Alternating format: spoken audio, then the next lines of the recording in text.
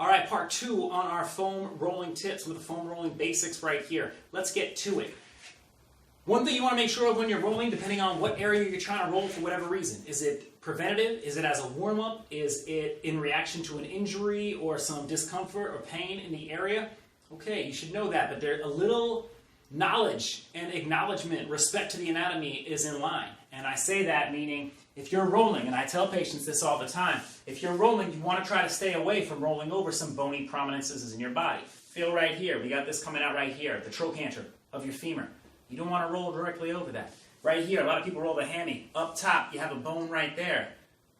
Your ischium, part of your pelvis right there. You don't want to roll over that. People call that the sit bone as well. You don't want to roll directly over that. And I know some people roll on their spine sometimes.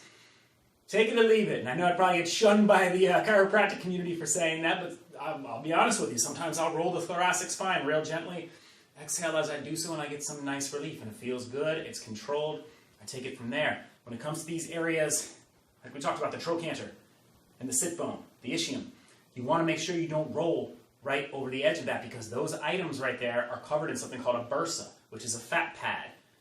It's supposed to separate the layers between the bone and the other soft tissue, the fascia and the muscle. If that becomes irritated, and if you have this injury, you'll know what I'm talking about, you get bursitis in that area. You start rolling over that thing over and over and over again. Number one, if the injury that you're rolling for to begin with is bursitis, you're just going to irritate the heck out of it.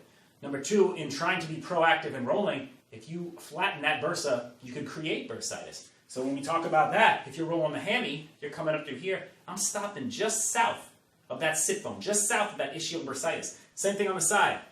Common place to roll the IT band, your abductors. I'm stopping just south of that bursa right there. Same thing with down low. If you're going down here, stay away from the knee joint, just to the top of it, and then stop right there. You don't want to roll over that knee joint anyway, and again, there's a series of bursa surrounding your knee as well, so you don't want to create that. That's one aspect. Be aware of the bony prominences. Like I said, a little knowledge and acknowledgement, respect to the anatomy will do you some.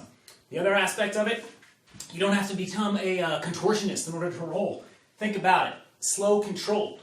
If I'm doing the hamstring, whatever I'm doing, the hamstring, the calf, I'm going to break that area up, maybe into 4 sections in my head, 4 rectangles, maybe 3 and 3, maybe 6 rectangles, 3 on top, 3 on the bottom. So there's nice, controlled rolls through that region. Cool. I'm going up and down, a little bit of roll forward, a little bit of roll back, up and down. Good. On to the next one. I'm rotating slowly, and I take it from there. You'll see if you do it like this, rather than trying to roll the whole tissue out at once, if I do this, look at my shoulders. I'm leaving my shoulders out to dry. Now I can start to create a shoulder injury, an elbow injury.